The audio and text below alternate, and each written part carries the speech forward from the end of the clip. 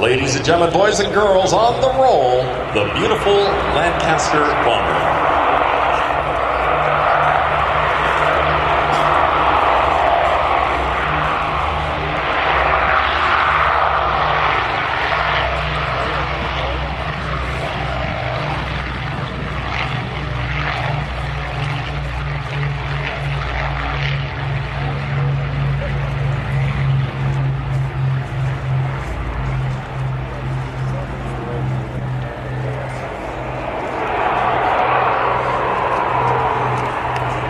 Now you're going to hear a little bit of noise, ladies and gentlemen, boys and girls, because from the left we have the CT-155 Hawk taking off as well.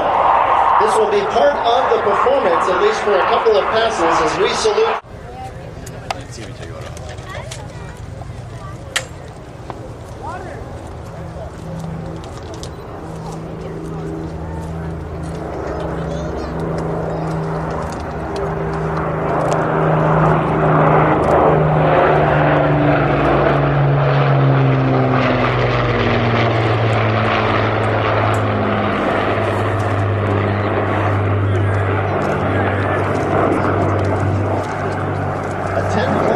Restoration project began early in the restoration process. Landings, KB-726 was on its way to intervene in German efforts to counter the Allied invasion. Over France and prior to reaching the target, KB-726 was attacked by a German Ju-88 night fighter and several cannon shells struck that aircraft. The result was a fire on one wing and in the rear of the fuselage. Here he comes again on a high-speed pass from the left.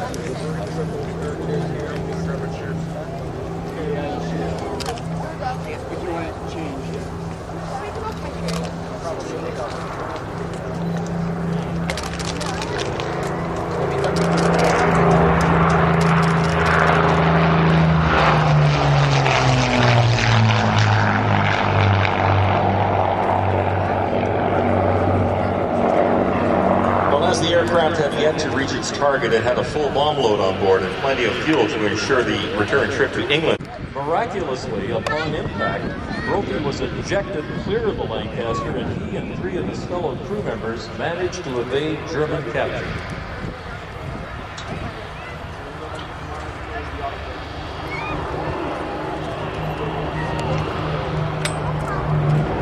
David, are you ready?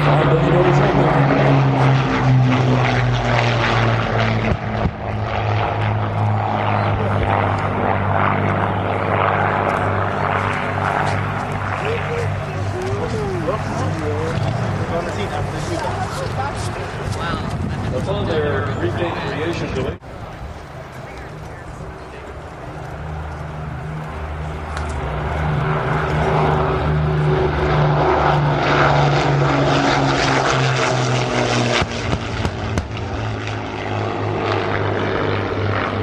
Lancaster here today is shown as KB-726 Victor Romeo Alpha, which took part on a bombing mission on the 13th of June of 1944.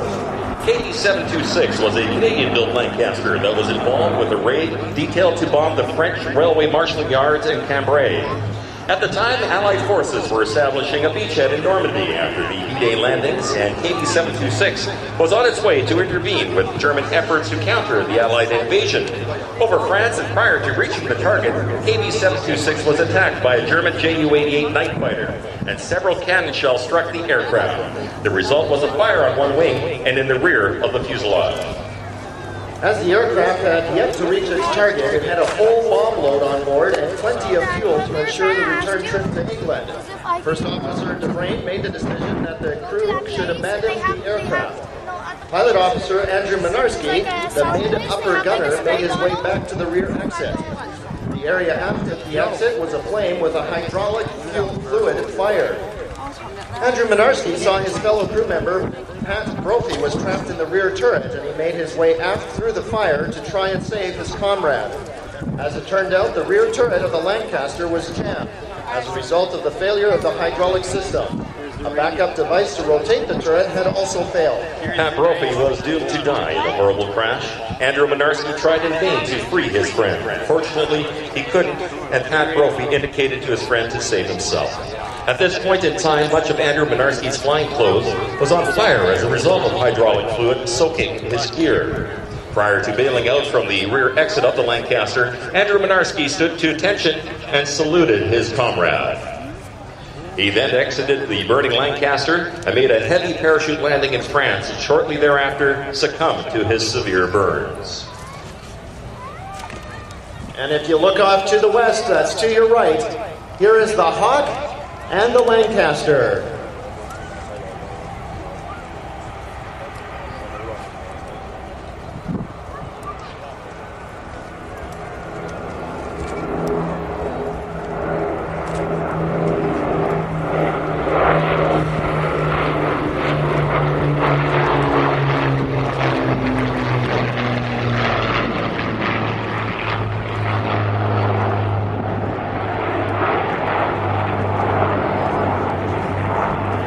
The rest of the crew made it out of the aircraft, except for Patrick, who pulled the aircraft down to a crash landing in France. Miraculously, upon impact, he was ejected clear of the Lancaster, and he and 3 of his fellow crew members managed to evade German capture. On their repatriation to England, the story of Andrew Mynarski's heroism became known. Had Andrew Mynarski just bailed out of KB-726 without trying to save his fellow crewmate, he very likely would have survived. As a result of these facts becoming known, Governor General of Canada presented Andrew Mynarski's mother with his posthumous Victoria Cross at a ceremony in Winnipeg in 1946. Turns out the rear turret of the Lancaster was jammed as a result of the failure of the hydraulic system. A backup device to rotate the turret had also failed. Okay, folks, look off to your right.